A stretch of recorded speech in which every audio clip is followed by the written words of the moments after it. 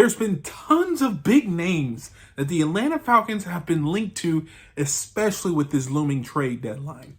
Myles Garrett, Max Crosby, Zadarius Smith, Micah Parsons, to name a few. But there hasn't been too much media or news about potential trade block individuals from the Atlanta Falcons. And in this video, I'm going to break down who I think that the Atlanta Falcons should trade to get some value in the future. Now, going into this video right now, as of today, the Atlanta Falcons have 4 future draft picks in the 2025 draft. They have a first rounder, a second rounder, a fourth rounder, and a 7th rounder. Is that right? Yes, it is right. They lost their 5th due to the alleged tampering with Kirk Cousins. They traded their 6th last year to get a receiver. And then their 3rd obviously goes to the New England Patriots for Matthew Judon. So 1, 2, 4, and 7. And so there needs to be some replenishment of picks, especially as we continue to look at the future progression of this team, where they want to be, but also where they're at now. Now, in this video, I'm going to break down 4 trade target people, trade block individuals that I think could give value, and they should be on the trade block. Now, I will caveat and say this as well. Some of these individuals I think are great players.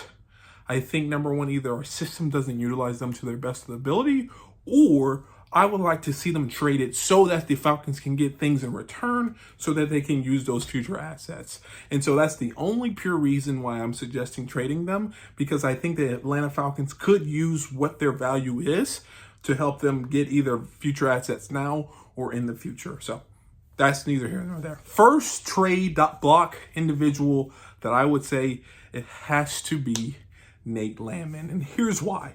I think Nate Landman gives a great amount of depth to the linebacker position of what they have right now. And he is playing, and he's playing pretty well. And that is the reason why I think we should trade him.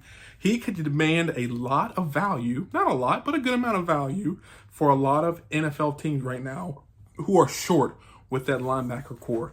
Now, this would have to do with a lot of the Troy Anderson and when he's coming back. And Terry Fontenot kind of hinted at, well, we were thinking about making trades, but there's been some injuries. And I don't know if that has to do with Troy Anderson or late Nate Landman, but that's just my speculation.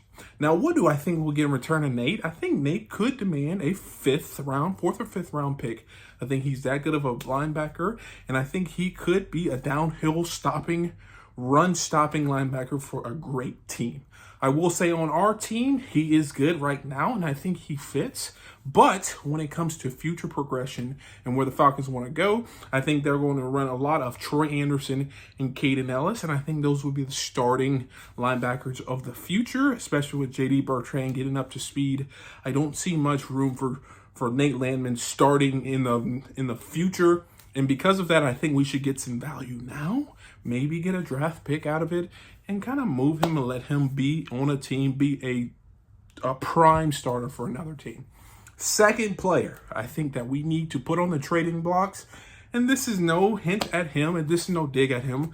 I think he's a great player, but I think it's Clark Phillips, and here's why. His opportunities are limited at the Atlanta Falcons. For whatever reason, I know what reason, they're going with Mike Hughes because he's a sure tackler, and he has looked pretty good this year. And I think Clark Phillips needs to be in a system where they play a lot of men. They need people, they need their corners to be athletic and make plays on the ball. And they will allow corners to make mistakes in regards to the tackle and the support game. But as long as they're making plays on that one-on-one coverage, I think a lot of teams will like Clark Phillips. I also think Clark Phillips is young. He has a great contract, and he's a very tradable piece for the Atlanta Falcons. Now, why else would I trade Clark Phillips? Like I said, I mentioned Mike Hughes, AJ Terrell. And I just think, from a schematic point, the Atlanta Falcons want to sit back in that 3 shell and just play zone. And that does not fit Clark Phillips that well. And I think he is being limited with his ability and talents by staying at the Atlanta Falcons. And I think the Atlanta Falcons could get a good value. Maybe a 6th rounder for Clark Phillips. I think that's fair. And I think the Atlanta Falcons would gain a 6th rounder where they can invest in the future or use that to flip that to get a pass rusher. Next player, I think that should be on the trading block for the Atlanta Falcons. It has to be Lorenzo Carter, and here's why. I think we need to move forward. We need to invest in defensive line through the draft. And I think that Lorenzo Carter is just a piece that will get us from point A to point B. I just think he is a filler piece, and he does support the run pretty well. But other than that, I think that's usually why they play him in base defense. He's a good, strong, able body who can support and fit the run.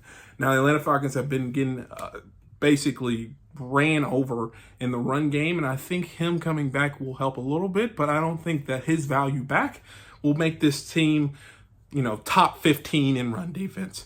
And so because of that, I think while there is ability, I know he's hurt, but while there is ability to potentially get value for Lorenzo Carter, I think you got to. Maybe a 7th rounder if it's available, but I know he's injured right now. But I think going forward, what he's offering you, what he's giving you on the team now, you got to let him go.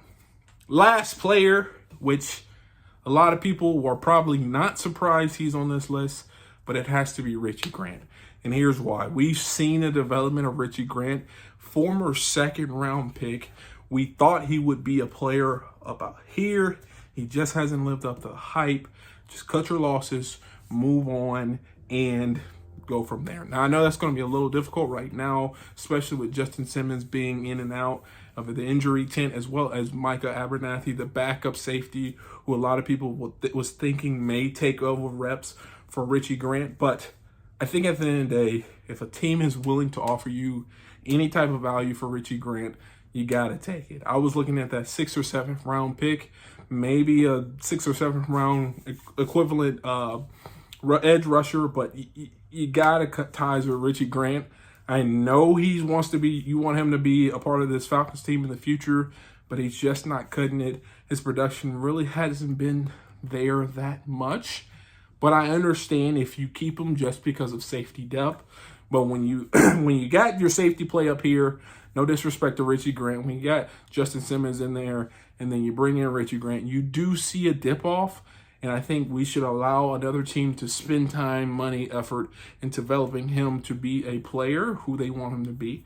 I also think Richie Grant will be better being involved in a blitz package, not just sitting back in zone coverage and just doing whatever he does in the back end. I think he needs to be downhill a little bit more, and the Atlanta Falcons truly aren't playing that style of defense, which is not suited to Richie Grant. Now, if you agree or disagree with me, please do me a favor. Leave a comment down below.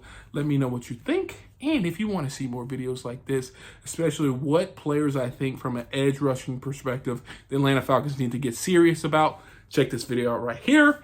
And like always, peace.